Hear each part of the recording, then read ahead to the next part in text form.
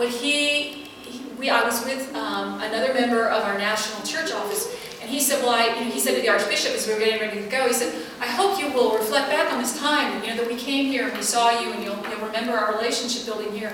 And the Archbishop said, I certainly will, and I'm very grateful for it. He said, but it's not enough. You need to come to my home. We need to sit. We need to be together. We need to share meals. I need to know about your children. You need to know about my children. We need to understand each other in all those deeper relational contexts. I think that is, again, a gift to be reminded that that is a big part of the conversation.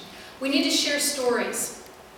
We need to share stories, just as we're sharing them today. You need to share your stories with us. We'll share our stories with you. We need to understand each other and each other's values, where we come from, okay?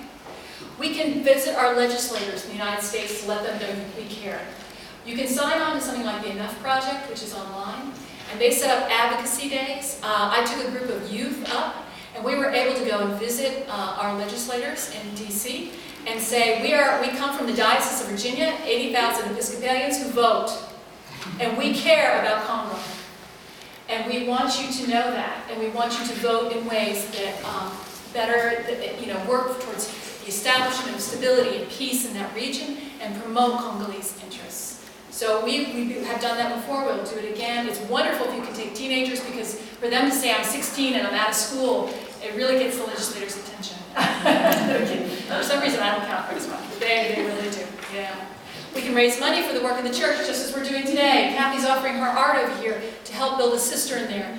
We can share our ideas among each other. We have wonderful speakers in our community that can go out and talk about why this matters to us. We can pray for each other. Kathy's got pictures, and each one is a picture, and we'll talk about that in a minute. That was incredibly powerful when we were in Congo.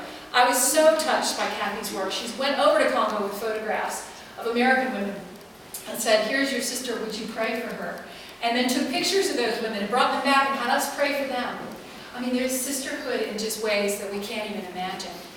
And you can join one of the campaigns that's available. We Will Speak Out is a really interesting campaign. I encourage you to go to their website. They are about using the bully pulpit of the church to speak out against rape and sexual violence. It's an international campaign. Episcopal Relief and Development is part of that. And I saw pastors in Congo using their materials and actively working to bring that out. I Am Congo is a wonderful series that was put together by Sojourners Magazine. You can go and check that as well and get some wonderful Bible study materials there that you could use in your own congregation, your own parish, or among friends to do some more study around Congo. The church itself there, when we send this money over, the money Kathy's raising over here with her paintings, one of the things they do is build cisterns. So one of the major issues in life in many parts of the world where you don't have water when you turn on your sink is to go out and collect water. Women spend hundreds of hours every week collecting water, primarily women and girls. And it can be very dangerous. It's grueling, and it can be dangerous. It's often a time when women and girls are raped. They're away from the family, they're away from wherever their security base is. So one of the things that we got to witness is there's a wonderful community of internally displaced people who live on the side of a volcano. And they are just the coolest congregation. They're one of our favorite places to go and visit. And they had worked with the church to build this huge cistern, and they make water available to everybody in the area. They're not just for Anglicans or Christians. It's available to everybody. In fact, the rebels in the mountains come down and use it too on occasion. But it's allowed the village to be a little bit safer, which is a good thing. So this is one of those things. Kathy, how much does it cost to make build a cistern? $8,000. $8,000. Yeah. We think things are cheaper in parts of the world other than where we live, and they're not necessarily. The roads are very difficult. Transportation is very difficult. Cement can be very expensive. So but this is incredibly life-giving to this community and very, very important to everybody's safety and security and health. These schools are Anglican schools. This one on the left is up on that same volcanic hillside. It's a really rough place, but it's a school. And those kids will do anything to get those blue shorts and that white shirt. Because it means they've got a future. It means they're going somewhere, right? And it's just incredible. Our dear friend Claudeline, has a ministry, and she has started a little school. These children don't have uniforms yet. That's on the right there. They greeted us when we got there. These are children who are living at the margins of family. In Congo, life is difficult enough that they say if you only have one parent, you're technically an orphan. You're essentially an orphan. It's just so difficult. These are children who are living with aunts and uncles or whoever. They're just the margins of a family. There is rarely enough food for everyone.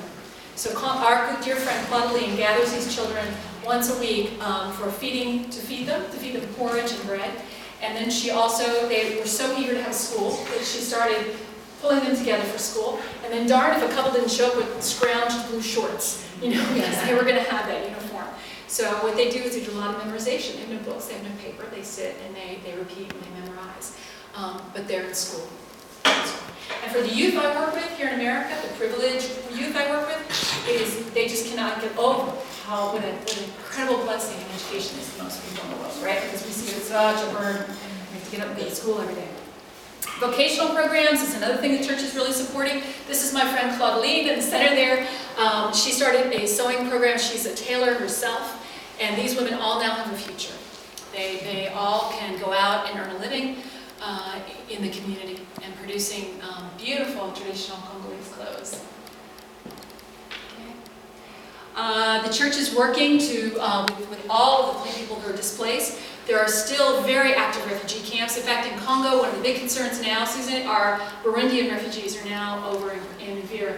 There are some camps over here, and they're in terrible condition. And there's a lot of concern about the safety of those people. So that is another big work of the church. Feeding ministries, this is our friend Claudeline's ministry as well. It was absolutely heartbreaking to sit with those children and watch a 3-year-old feed an 18-month-old. But the two of them are surviving together. They were going to be there together. So I want you to grab your cards and look at your cards again. Okay? Get the stories that make you up. Let me tell you why that matters. When I was in Congo, second time here,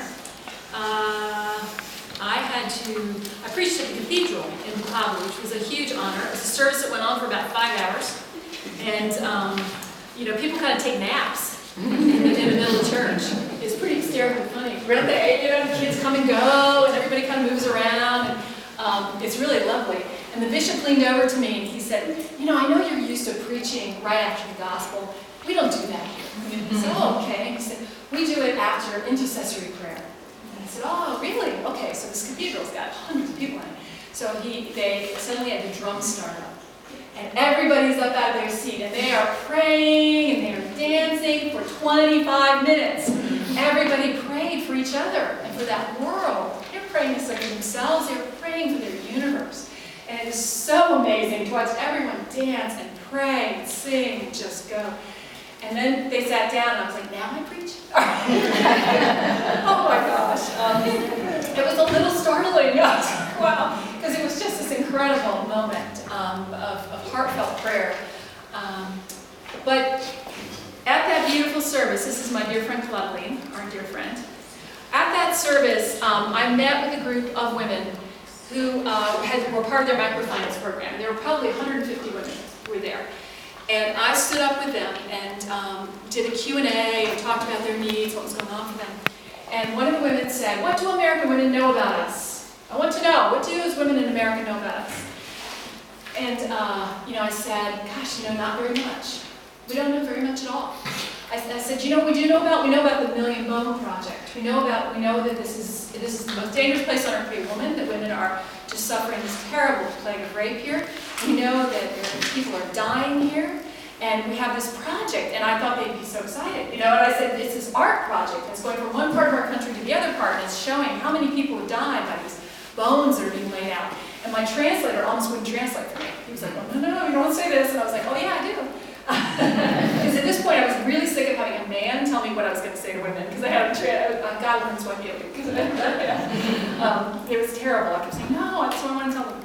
So he told women that, and they were horrified.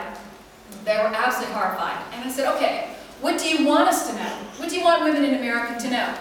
And they said, we want you to know who we are. We want you to know that this woman stood up, this young woman, she said, I took out a loan, and I used my loan to buy rice, and now I'm a rice merchant out on the main road out here. I said, oh, that's great. She said, and I paid back my loan, and now I'm getting a second loan. That's why I came to the meeting this week, and that's going to let me build a shelter, and now I can be out during the rainy season, and I can earn initial living. And she sat down, and I said, so how has that changed your life? And she stood up, and she changed my life. She stood up, and she said, I'm sending my son to Episcopal University. She wants the exact same things I want. Her life is just like my life, except it's not. Right? And it was really a very profound moment. So one of the reasons I have teenagers do this exercise is because I want them to know that we are never a single story. And I want them to know that which story we choose to tell can really set a picture that may not be true. Right? Those women in Congo are not rape victims. They're not poor Africans living in a horrible place. They are many wonderful things. They're sisters and their cousins and their wives and their business owners and their university students and their all kinds of things. That's what they want you to know. And that's what we need to do in this country more of, because we don't do enough of that. These are all pictures of Congo. This is the beautiful hotel we stay in Goma. There are rich people, some very rich people in Congo. This is the ferry we take. But these are all images of Congo. We are never one story. We are many, many stories. And that's, again, a gift these women gave me in saying, remember that. Wake up to that. Don't assume you know who we are. Don't assume you know what we need. We don't really even, what we need is friends. What we need are conversations and sisters. My dear friend Claudeline went to a gathering that the UN held, and they were there. The UN called all these women together to tell them all the things they were doing to establish peace in Goma. And she said, a friend of hers stood up and said, may I speak now? Are you finished? And the UN officer said, oh, of course, this is your meeting. So the woman stood up and she said, we can send our children to school. We can get the water we need. We can grow or collect the food we need.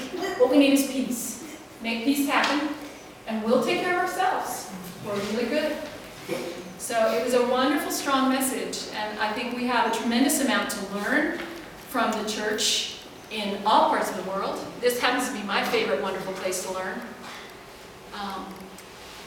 But the work they're doing there is amazing in incredibly difficult circumstances. And because of a privilege of birth, we don't deal with the same circumstances. But I'm thrilled that you guys are interested in a new relationship. I'm thrilled that you want to know more. I'm thrilled we have Congolese in our community who can help us and guide us, and then wonderful relationships that can lead us into the future. Okay? Questions?